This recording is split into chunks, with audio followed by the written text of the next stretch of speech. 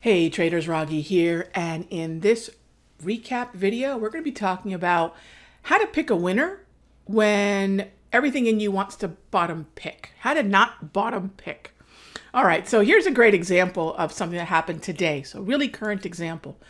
This right here on the Russell got a lot of people's attention because what do they want to do?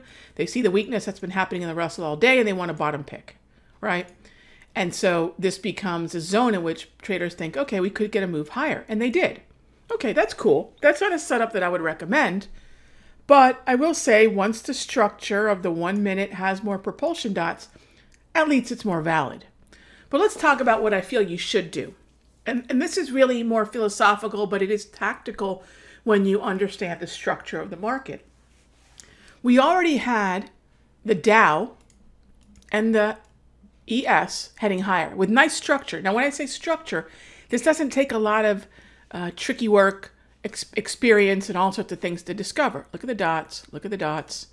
Green grab candles. Tons of dots here, right? So I don't think there's a real question about where the structure is. Are there dots here, right? Are there consistent green grab candles here? No, not at all. Okay. In fact, the dots in the structure for the Russell are pointing to more weakness.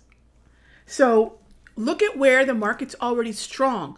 Look at where the elevator, the escalator, use whatever analogy you want, is already heading up. Don't go upstream, go downstream. What do I mean by downstream? I don't mean directional. I go with the flow. Now, how do you find the flow?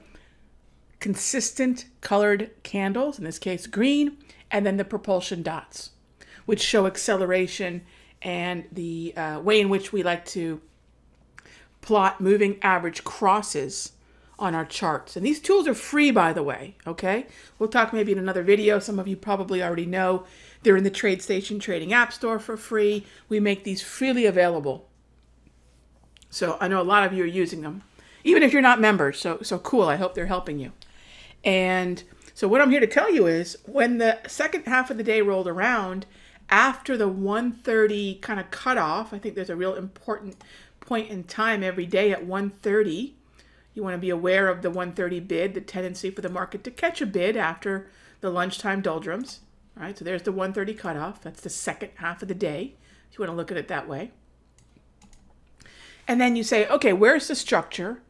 And doesn't it make more sense if I want to be bullish to buy something like this, to buy something like this, even to buy something like this versus this? Now, this ended up being about a 3-point move. Okay, where are the pullbacks here? Here, here, here, okay? This ended up being, since 1:30, approximately a 4-point move on the S&P. Going with the flow, downstream, right? Same thing here. So rather than kind of falling prey to this, oh, I'm going to pick a bottom thing, which, you know, think about the visual of it. Is bottom picking even, gosh, it's not even ladylike to me. Is it even a pleasant visual? Not even close. Don't go for the smartest guy in the room syndrome. The smartest guy or gal in the room syndrome. Don't do it. Don't do it, because that's what bottom picking is. It's an ego play. All right? Go for where we already see things moving and buy the pullbacks within the confines, within the structure of an uptrend. Right? Make it easy. So that's the lesson. That's the point here today. We took earlier this morning a couple trades. Not too bad a day considering it's a Friday. And so this is really the point I wanted to drive home to both members and non-members. Please look for structure first. And then ask yourself, am I trying to be clever and take advantage of a reversal? Or am I going to do the easy thing and just kind of go downstream? This is where the flow is. Let's stick with it. All right, have a great weekend. I'll see you in the next update.